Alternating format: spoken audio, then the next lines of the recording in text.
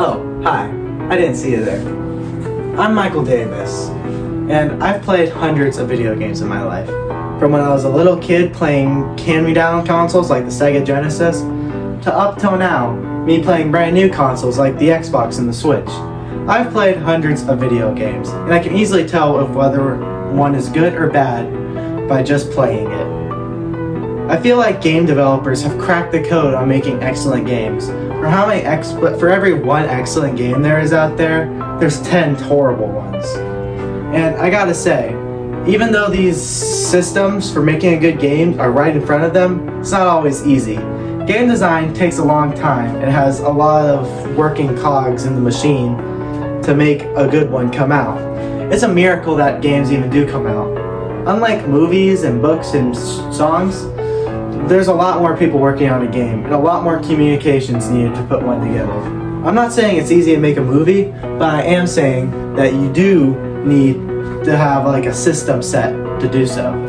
A great example of a good video game is The Legend of Zelda Breath of the Wild. I know this isn't Breath of the Wild, but I'm lending it to somebody right now, so get off my back. It's an amazing game. There are hundreds of things for you to do. The entire world is amazing, it makes you want to explore it. But if you're not in the game to explore the world and you just want to get straight to the end, you can start the game and go straight to the final boss and have a really hard game. Or if you want, you can go do every single mission, then come back and make it really easy.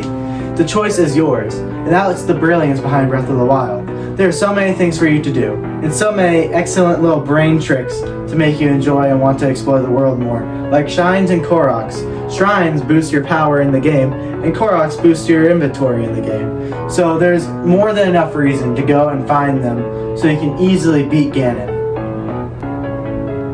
Another really good aspect you can put in your game is a good control layout. There's a reason that in every game that this button is shoot, this button is jump, and this button is start. It's second nature in our minds now. If you want to sit back and play a brand new game, you can automatically assume this means what it means, you know? And even like you have the buttons ingrained in your memory, you don't even have to look down at the controller. Now that's the best thing. You can't have your buttons be uncomfortable to reach. I can't have this hand press this and then over here like this multiple times throughout the game, because then my hand will start hurting. Believe it or not, carpal tunnel does exist, and it really is a bummer. What's this? This is my angry hat. And I'm turning it around to tell you all about all the bad aspects in a game. Like the game that makes my blood boil so much, NBA 2K23. I don't even play sports games, and this game pisses me off. If you don't know, NBA 2K is a yearly release game of the sports variety. It's like an iPhone. Every year they come out with a brand new one that's pretty similar, but I don't mind that because you can always play your older one. Your older one will still be playable the next year. You don't have to spend $70 on a new game the next year until 2K23 came out. You can still play 2K22, but every time you load into a match, there's going to be a little advertisement for 2K23. And while you're mashing through all the button inputs, you'll accidentally press the one that brings you into the store to buy 2K23, which is annoying. Then you have to load out the store application to get back into the NBA application. It's annoying. So then you pressure the people who played the old game, alright, I'm sick of seeing this ad. Then I'm going to go to the next new game. And guess what happens when you get into the next new game? Boom. So after you spend $70, you get a little character you can make yourself. Your own little NBA player. That's fun. That's an amazing idea. Unless he sucks. He sucks. You cannot win with that character. You have to level him up. You can spend like 80 hours leveling up your guy, making him like the best of the best. Or for $20, you can buy their V-Buck equivalent and level up the guy spending money. So you're already making my old game obsolete. But now if I buy your new game, you're going to make it not playable unless I spend more money?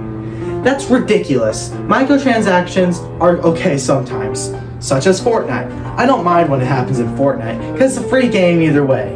It's either microtransactions or ads, and I don't mind that. But in NBA 2K, you pay for the game, $70 game.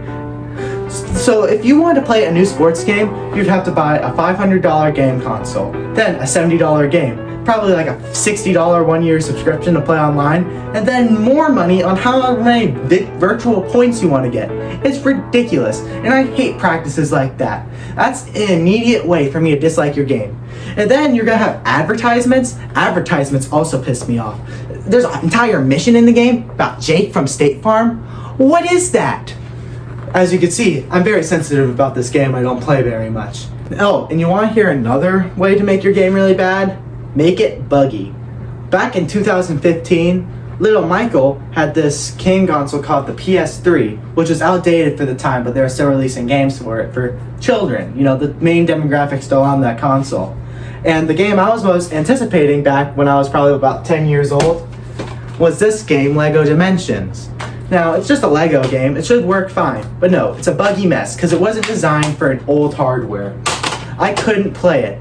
It bugged, games would stop, I would have to restart hour-long levels because of bugginess. So, by the time I got PS4, I bought the same exact game. I had to buy the same exact game twice. You would think they would have this one work on the next console, but no, I had to buy Lego Dimensions twice.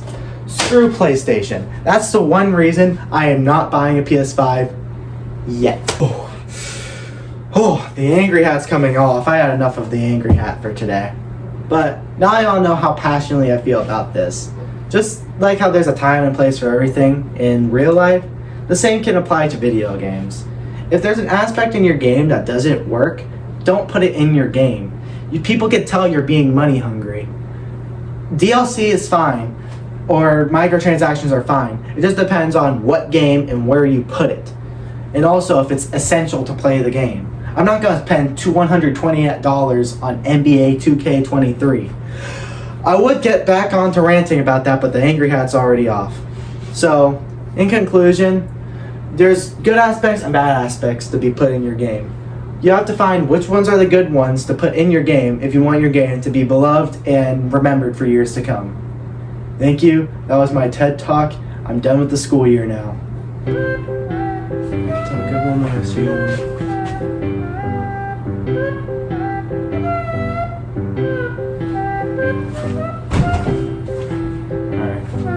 I'm gonna end this one. Hi. I didn't see. Oh, hi. I didn't one is good or bad just by playing it. Take your taste buds out of jury. This is when an ad decides to play, ruining my entire take. I'm still recording?